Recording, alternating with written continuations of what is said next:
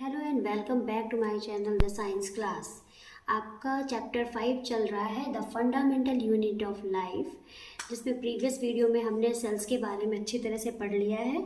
आज हमें पढ़ना है कि सेल्स में जो सब्सटेंसेस होते हैं उनका ट्रांसपोर्टेशन कैसे होता है। ठीक है, तो ट्रांसपोर्ट ऑफ सब्सटेंसेस, ठीक, सेल्स के थ्रू सब्सटेंस कैसे ट्रांसपोर्ट होते हैं। तो ट्रांसपोर्ट का मतलब क्या होता है, मीन्स कोई भी सब्सटेंस हुआ, उनका सेल्स जो होती हैं उनको कैसे ले जाती हैं और किन मेथड्स के थ्रू ले जाती हैं, ये हमें यहाँ पढ़ना है। ठीक है, अब जैसे कि समझिए कि ऑक्सीजन का ट्रांसपोर्टेशन होना है, किसी भी सेल्स के थ्रू ऑक्सीजन का ट्रांसपोर्टेशन होना है, तो वो कैसे होगा। तो ऑक्सीजन का ट्रांसपोर्टेशन हम पहले उसको अपने नोज़ के थ्रू उसको लेंगे और फिर लंग्स में जाएगी, फिर लंग्स के बाद वो सारी बॉडी में जाएगी। ठीक है, तो ये सारी चीज़ें सेल्स से बनी हुई हैं। तो रेड ब्लड सेल्स जो होती हैं, ब्लड के थ्रू ऑक्सीजन फ्लो हो रही है। ठीक है, तो जो रेड ब्लड सेल्स होती हैं उनमें हीमोग्लोबिन पाया जाता है और हीमोग्लोबिन क्या करते हैं, ऑक्सीजन को बॉन्ड करे हुए रहते हैं। ठीक है, तो ब्लड जहाँ जहाँ जाएगा, हीमोग्लोबिन से बॉन्डेड जो ऑक्सीजन होंगे उसको हम क्या करेंगे, ले लेंगे, और जो हमारे पास कार्बन डाइऑक्साइड होगी वो हम क्या करेंगे, उसको दे देंगे। इस तरह से सेल्स जो होती हैं, जो आरबीसीएस होती हैं, वो ब्लड के थ्रू जहाँ जहाँ जाती हैं, जिस जिन सेल्स के पास जाती हैं, वो ऑक्सीजन का क्या करती हैं, एक्सचेंज करती हैं, ऑक्सीजन और कार्बन डाइऑक्साइड का।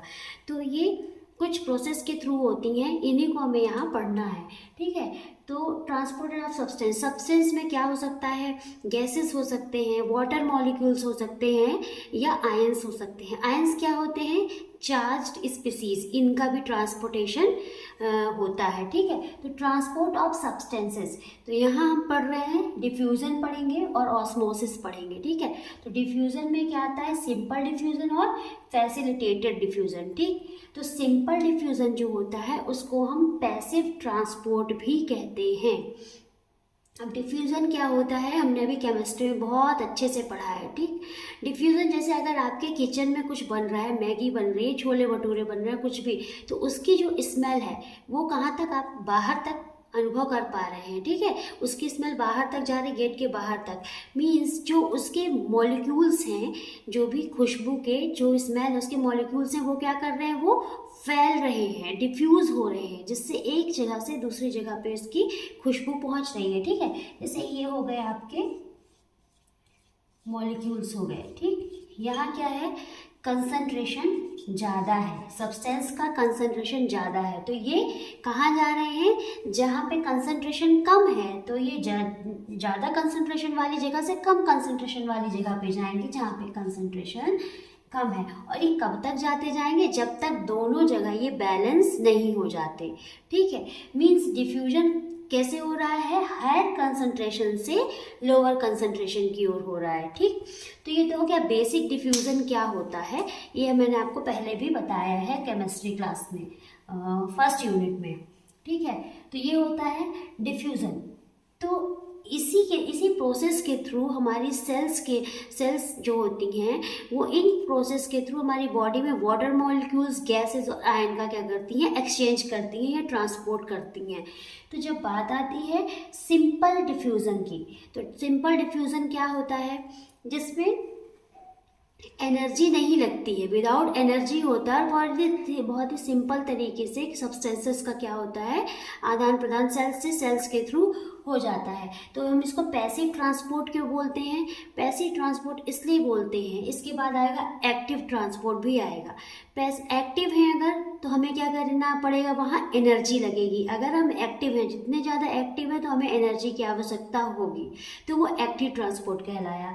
और जिसमें हमें एनर्जी की आवश्यकता बिल्कुल नहीं है, तो वो क्या कहलाएगा, पैसिव ट्रांसपोर्ट कहलाएगा। तो अभी हम सबसे पहले क्या पढ़ते हैं, सिंपल डिफ्यूजन।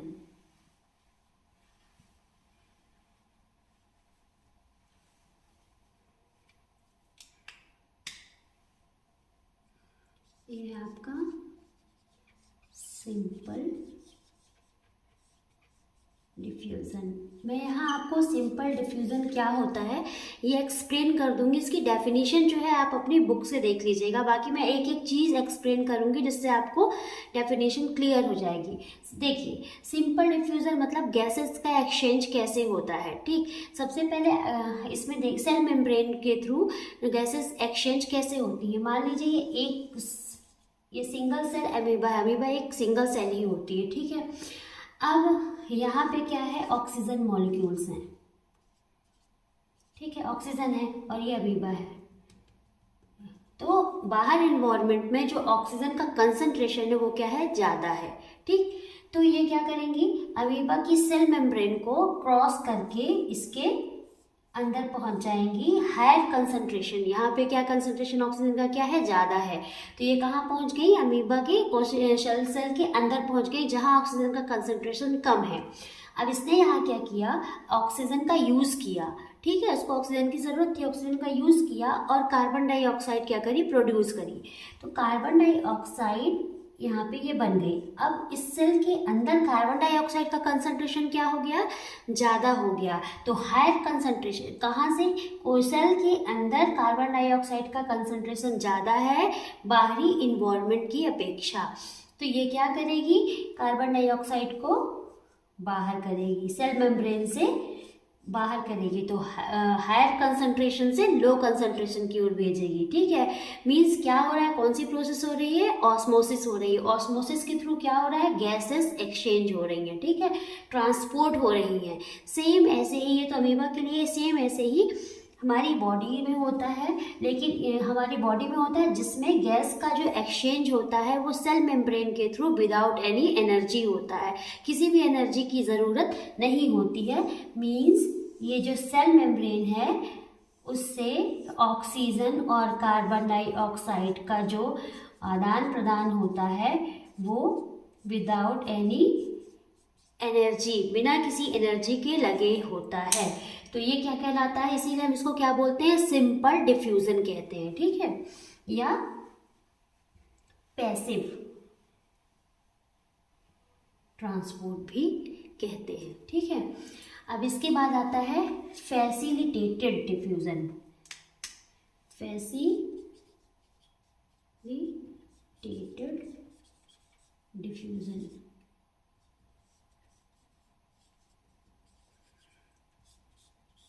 अब ये क्या होता है, फैसिलिटेटेड मतलब ट्रांसपोर्टेशन के लिए फैसिलिटी जो दे रहा है। ठीक है, फैसिलिटेटेड से आप इसका मीनिंग यही समझिए कि ट्रांसपोर्टेशन के लिए फैसिलिटी हमें मिल रही है। तो हमें पता है जो सेल मेम्ब्रेन होती है उसका स्ट्रक्चर कैसा होता है, ये हो गई फॉस्फेट लेयर, ये हो गई लिपिड।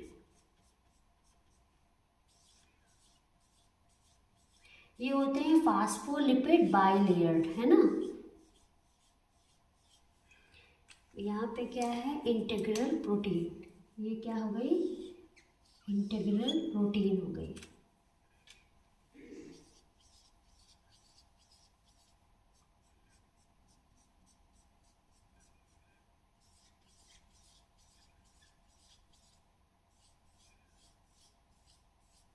ये हो गई इंटीग्रल प्रोटीन। तो ये क्या है, हाइड्रोफिलिक है, मीन्स वाटर के लिए ये वाटर लवर है। लेकिन लिपिड क्या होते हैं, हाइड्रोफोबिक होते हैं। ये फॉस्फेट लेयर है और अंदर क्या है, लिपिड लेयर है। मीन्स ये फास्फोलिपिड बाइलेयर्ड स्ट्रक्चर होता है सेल मेम्ब्रेन का, भी हम लोगों ने पढ़ा है। ठीक है, इनके बीच में प्रोटीन्स मॉलिक्यूल क्या होते हैं, धसे हुए पाए जाते हैं, जिन्हें हम इंटीग्रल प्रोटीन भी कहते हैं।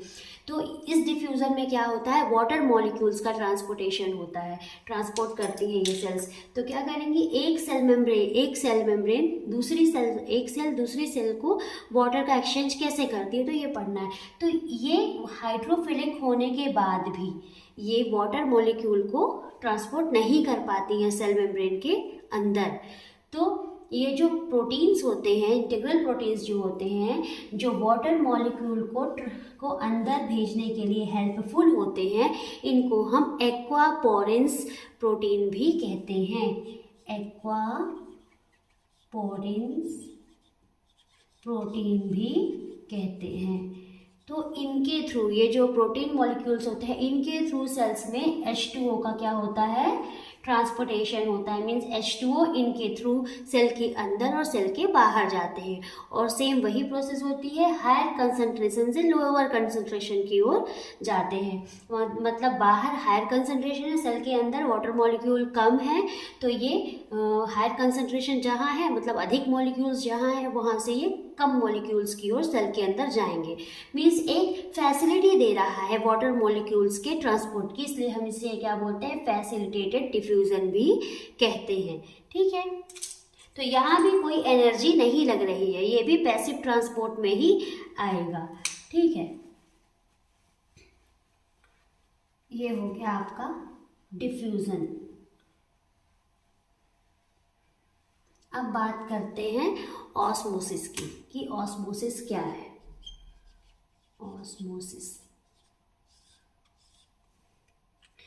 ऑस्मोसिस भी ट्रांसपोर्ट की ही एक प्रोसेस है, लेकिन ऑस्मोसिस में केवल वाटर का ट्रांसपोर्टेशन होता है, मतलब केवल वाटर ही एक सेल से दूसरी सेल में भेजा जाता है। जबकि डिफ्यूजन में क्या था, सॉलिड मटेरियल, गैस और वाटर भी एक सेल से दूसरे सेल में ट्रांसफ़र हो सकता था। लेकिन ऑस्मोसिस में, ऑस्मोसिस किसके लिए यूज़ होता है, केवल वाटर के लिए यूज़ होता है, केवल वाटर के लिए यूज़ होता है। ऑस्मोसिस के थ्रू केवल वाटर एक सेल से दूसरे सेल में जाता है। ठीक है, तो इसमें भी क्या होता है, ऑस्मोसिस में भी क्या होता है, हायर कंसंट्रेशन से वाटर मॉलिक्यूल्स जो होते हैं वो हायर कंसंट्रेशन से लोअर कंसंट्रेशन की ओर क्या करते हैं, ट्रांसफ़र करते हैं या जाते हैं। लेकिन अगर बात सॉल्वेंट की होती है, सॉल्वेंट की अगर बात होती है, या बात हम किसी सॉल्यूशन की करें जो कि डाइल्यूट सॉल्यूशन हो, तो ऐसे में जो सब्सटेंसेस का या वाटर मॉलिक्यूल जो ट्रांसपोर्टेशन होगा वो लोअर कंसंट्रेशन से हायर कंसंट्रेशन की ओर होगा। ठीक है, मींस डाइल्यूट सॉल्यूशन की अगर बात करेंगे तो जो वाटर मॉलिक्यूल्स का ट्रांसपोर्टेशन होगा वो लोअर कंसंट्रेशन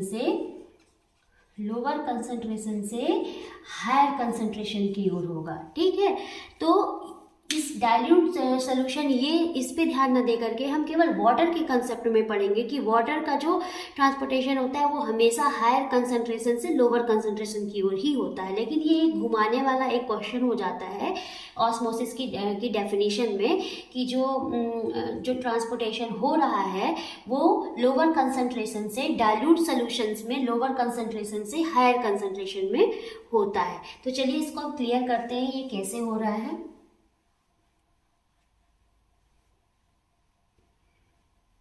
देखिए, मान लीजिए हमारे पास ये वाटर मॉलिक्यूल्स हैं, ये सॉल्यूट है। ठीक है, सॉल्वेंट है, वाटर मॉलिक्यूल क्या है, सॉल्वेंट। ठीक है, ये सेल मेम्ब्रेन है, तो यहाँ पे क्या है, ज़्यादा वाटर मॉलिक्यूल्स है, मतलब हायर कंसंट्रेशन में है, और यहाँ पे क्या है, कम है, सॉल्वेंट। ठीक, सॉल्वेंट जिसमें घोला जा सकता है। और तो हम इसमें क्या करते हैं, मान लीजिए शुगर मॉलिक्यूल्स को घोल देते हैं, शुगर को एज ए सॉल्यूट यूज करते हैं, तो ये क्या हो गया, शुगर के मॉलिक्यूल्स हो गए,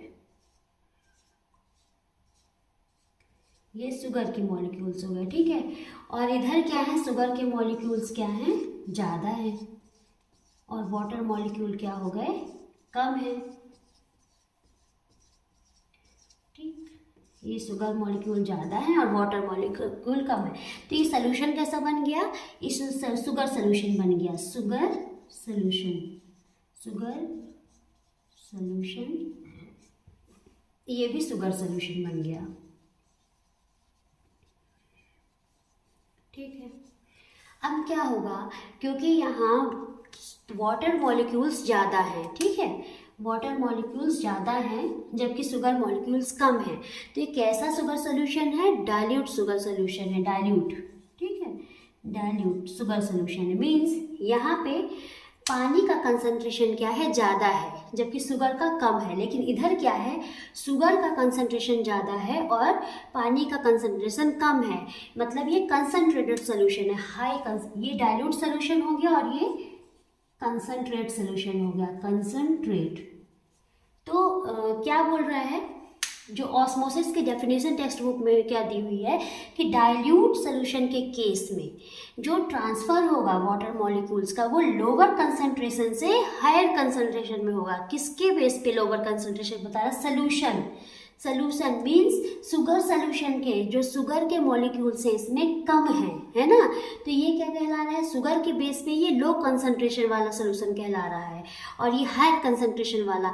तो वो सोल्यूशन की बात कर रहा है कि अगर किसी टाइप का सोल्यूशन है तो वो लोअर कंसंट्रेशन से हायर कंसंट्रेशन में जाएगा।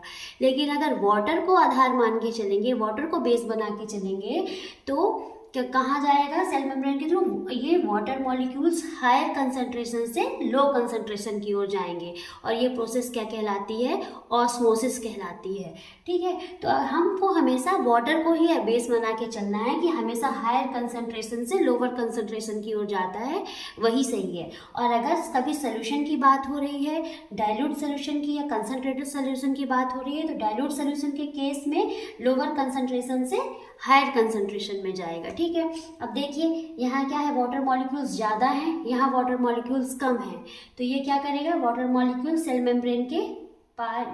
मेम्ब्रेन को क्रॉस करके यहाँ आ जाएगा। मीन्स इसमें वाटर मॉलिक्यूल्स ज़्यादा हैं तो ये हायर कंसंट्रेशन वाला हुआ वाटर मॉलिक्यूल के बेस पे, तो ये यहाँ से यहाँ ट्रांसफ़र हो जाएगा। ठीक है, और अगर हम बात करते हैं शुगर सोल्यूशन की, तो शुगर सोल्यूशन के बेस में ये यहाँ से यहाँ नहीं आएगा, ये लोअर कंसंट्रेशन वाला जो रहेगा वो हायर कंसंट्रेशन में ही जाएगा, वही बात है। ठीक है, समझाई हूँ, समझ में शायद आ रहा हो। नहीं आता है तो आप कमेंट जरूर करें कि इसको फिर से आप बताएं, तो मैं फिर से किसी और तरीके से आपको समझाने की कोशिश करूँगी। बाकी इसका तरीका यही है, आप इसको पढ़िए और बनाइए और समझिए, इसको और कोई अलग तरीका नहीं है समझने का।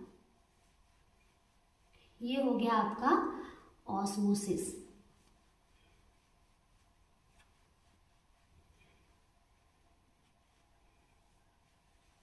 ठीक है, अब ऑस्मोसिस भी टू टाइप्स के होते हैं, एक होता है एंडो ऑस्मोसिस और एक होता है एक्सो ऑस्मोसिस। ठीक है, एंडो और एक्सो। ठीक, तो एंडो ऑस्मोसिस क्या होता है, मान लीजिए आप एक बीकर ले लीजिए। ठीक है,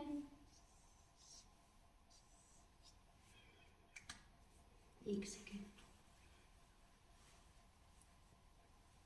ये हो गया आपका बीकर हो गया। ठीक, अब इसमें बराबर मात्रा में क्या ले लिए, वाटर ले लिए। और इमेजिन करते हैं कि हम एक आपके पास ये रेजिन है या किशमिश है। ठीक है, किशमिश है।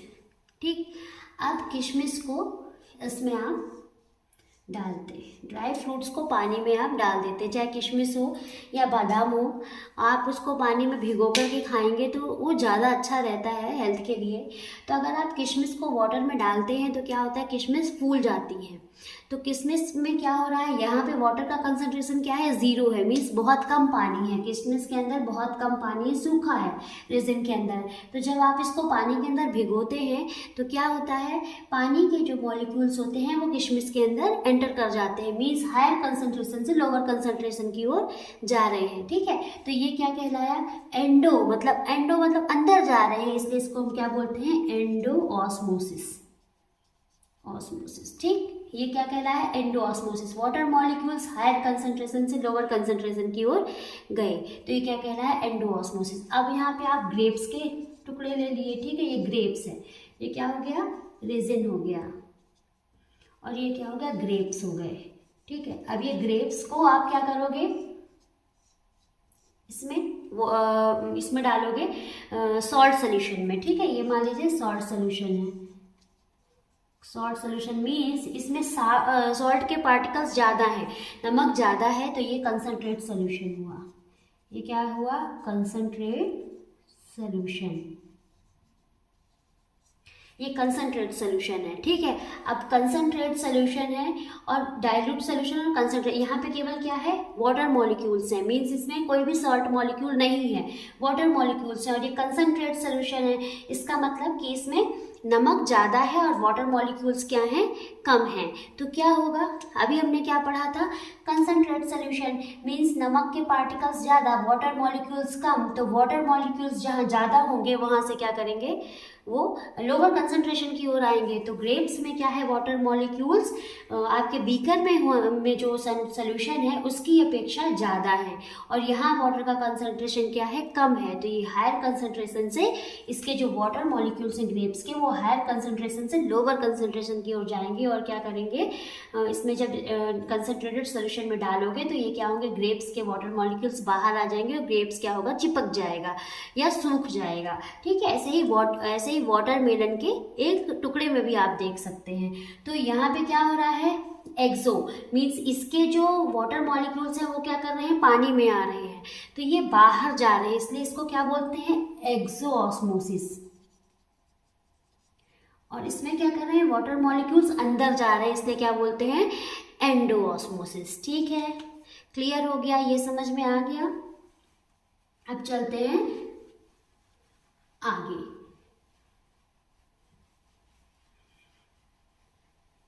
अब बात करते हैं अपन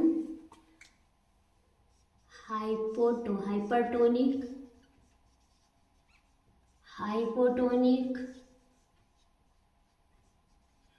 और आइसोटोनिक क्या होते हैं सॉल्यूशन। ठीक है, ये क्या होते हैं, इनको समझ लेते हैं। ठीक है, तो इनको समझने के लिए अपन क्या लेते हैं, एक टीन बीकर लेते हैं। ठीक है,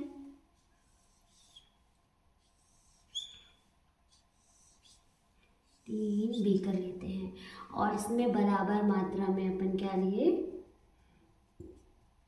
वाटर मॉलिक्यूल्स लिए, ये वाटर लिए।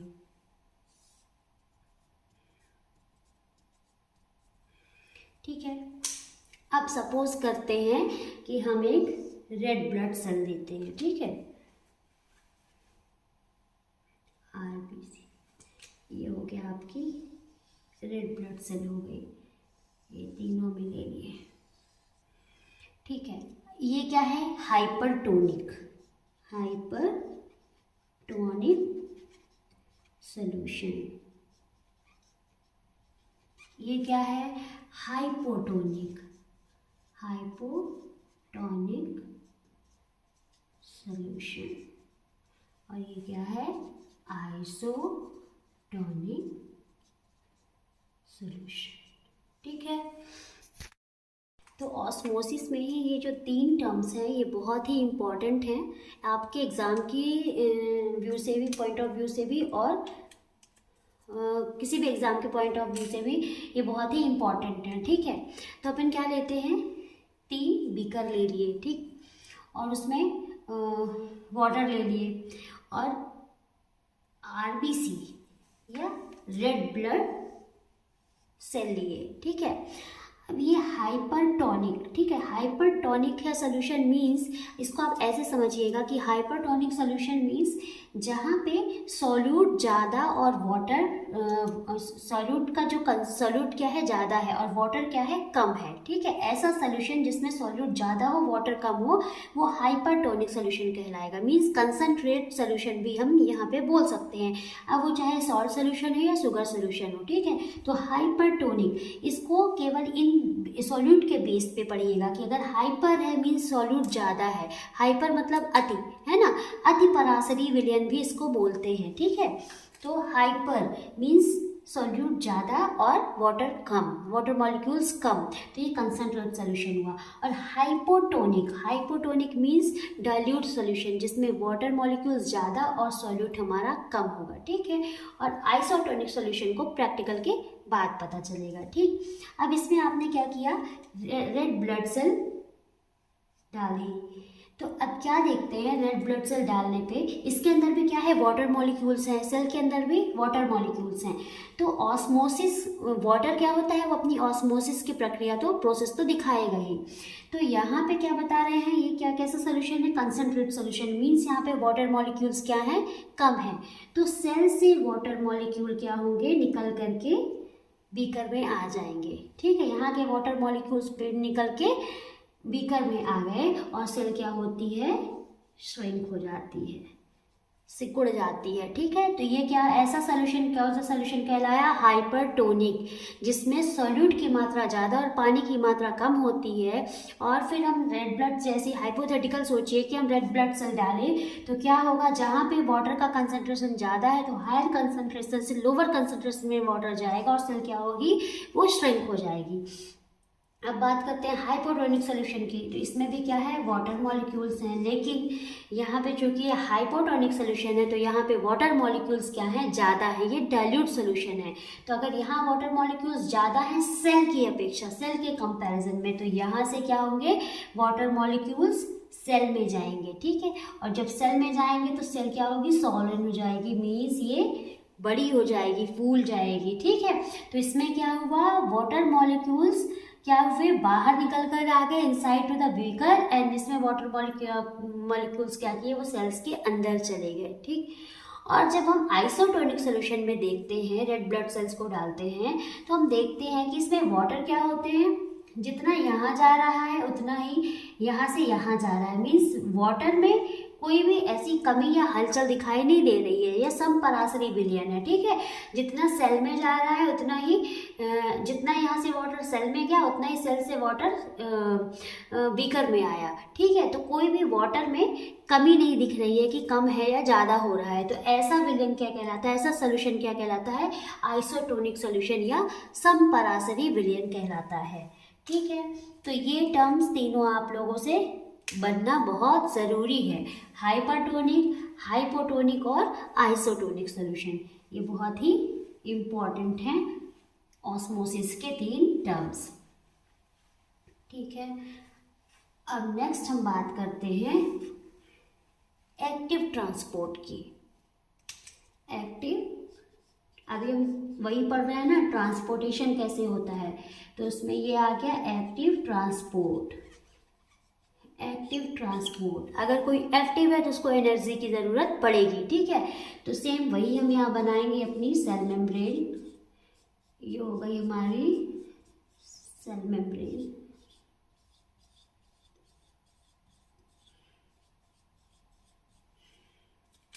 ये हमारे हो गए कैरियर प्रोटीन हो गए। ठीक है, और ये फिर से हो गई यहाँ पे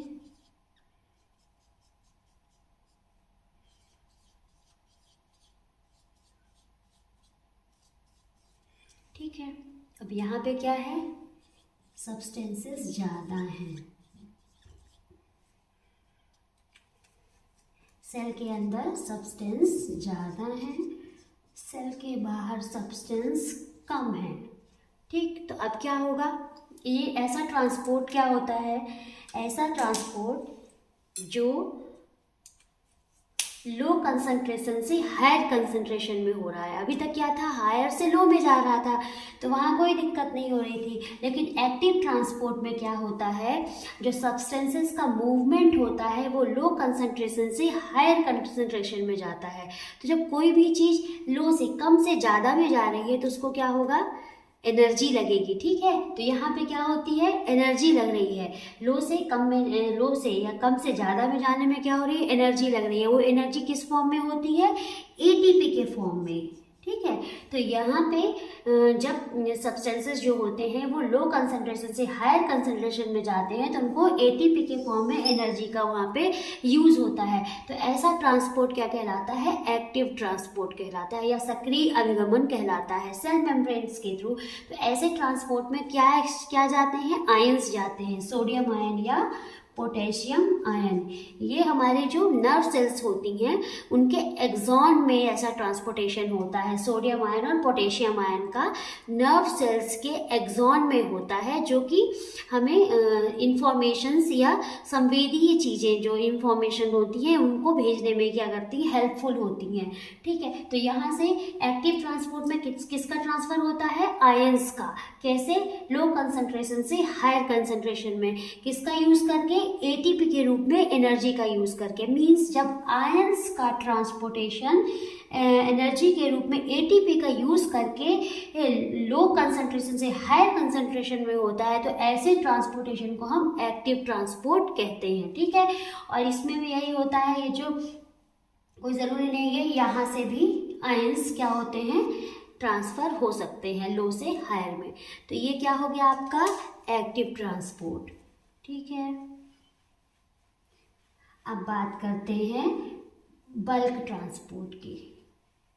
बल्क ट्रांसपोर्ट,